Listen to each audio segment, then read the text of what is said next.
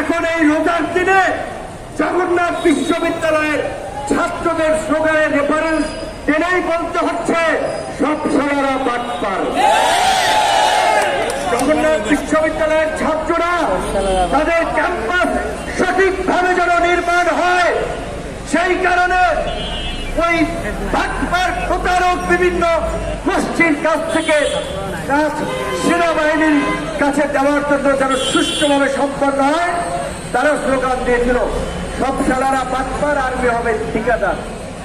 এই রাজনৈতিক এই পট পরিবর্তনের পরেও আমরা দেখতে পাচ্ছি বিভিন্ন রাজনৈতিক দল ভোটের কথা চিন্তা করে আওয়ামী লীগের কালো টাকা পেতে ভিতরে ভিতরে গোপনে গোপনে আওয়ামী লীগকে প্রোটেক্ট করছে, আওয়ামী লীগের পক্ষে অবস্থান নিচ্ছে। আজকে বিপ্লবের কান্ডারি বলে যে সমস্ত ছাত্র নেতারা পরিচিত, তাদের মন্ত্রণালয়ের সচিব থেকে বিভিন্ন দপ্তরে এই ফাঁসিবাদের দোষর যারা 24 এমপি নির্বাচন করেছে তারাও দায়িত্ব পালন করছে। আমি জানতে চাই যুবক্রিয়া উপদেষ্টার কাছে, বাফুফের সহসভাপতি জাহিদি রেডিয়ন ফার্মা আওয়ামী লীগের ফাঁসিবাদের দোষর 24 নির্বাচন করেছে, সে কিভাবে বাফুফের সহসভাপতি হয়?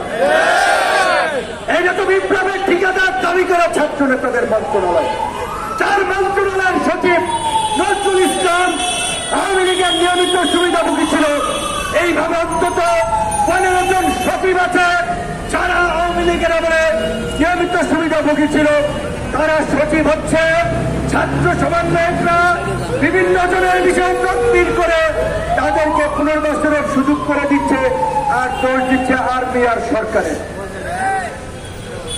আমি অনেকটা আওয়ামী লীগের ঠিকানা এই বাংলায় হবে না, এই বাংলায় হবে না। এখন পরিস্থিতি দাঁড়িয়েছে আঙ্গুর ফল না খেতে পেরে টক। সরকারের কাছ থেকে সুবিধা নিয়ে সরকারের উপরে তারা খবরদারি জারি করে পার্টি গঠন করে তারা আজকে হাসিনার মতো আরেকটা ফ্যাসিস্ট পার্টি হতে চায়।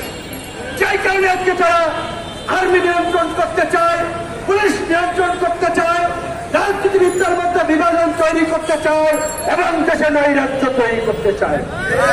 এবং তাদেরকে সহযোগিতা করছে কিছু তথাকথিত বুদ্ধিজীবী এবং তথাকথিত বিপ্লবী নামে কিছু হটকারী লোকজন।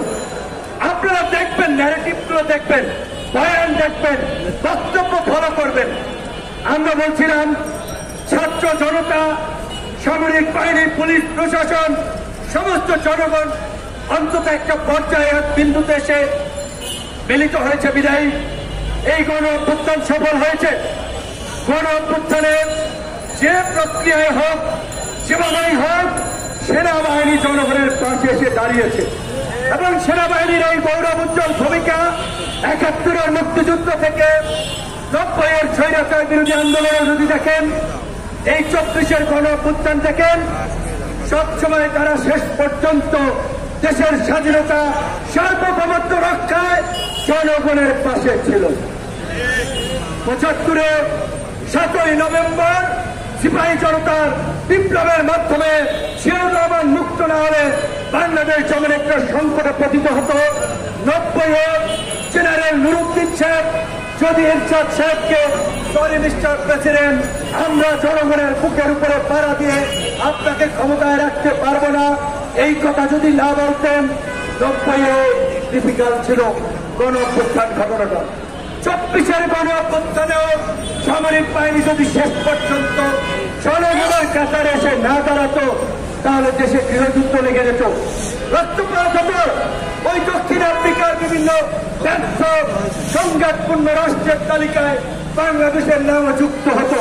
তাহলে কেন গণ অভ্যুত্থানের পরে সেনাবাহিনীকে জনগণের মুখোমুখি করা হচ্ছে?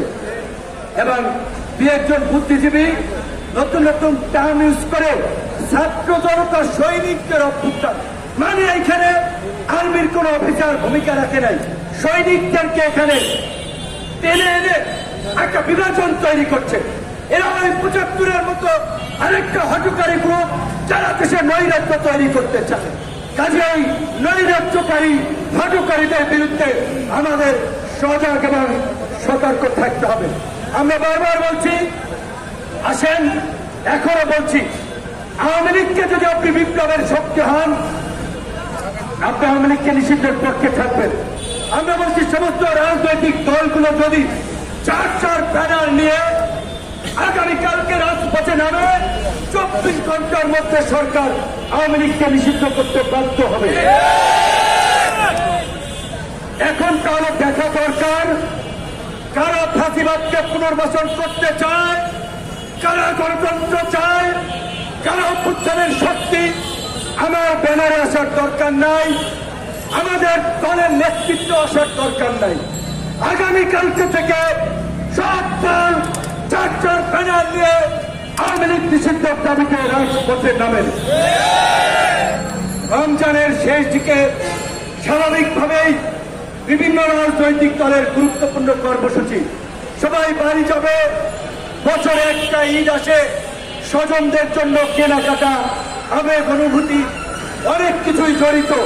আমি গণ অধিকার পরিষদের নেতা কর্মীদেরকে অনুরোধ করে বলব, এই ঈদটা প্রয়োজনে আমরা কম আনন্দ ফুর্তি করলাম। আগামীকালকে থেকে সারা দেশে জেলা উপজেলায় গণ অধিকার পরিষদের নেতা কর্মীরা আওয়ামী লীগ নিষিদ্ধে গণ স্বাক্ষর এবং অবস্থান কর্মসূচি পালন করবেন। ঢাকায় আমরা সকাল 11টায় জাতীয় প্রেস ক্লাবের সামনে এই গণস্বাক্ষর অবস্থান কর্মসূচি পালিত হবে।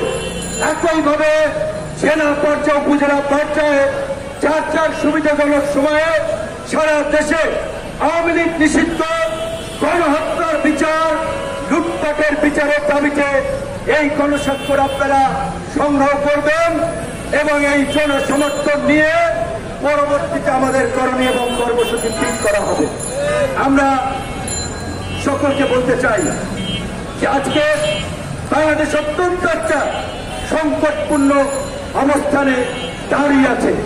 এইখানে সকলের ধৈর্য, বুদ্ধিমত্তা এবং সহনশীলতার প্রয়োজন। আমরা বারবার বলছিলাম এই সংকট জাতীয় সংকট, জাতীয় ঐক্য ছাড়া, জাতীয় সরকার ছাড়া এই সংকট মোকাবেলা সম্ভব নয়।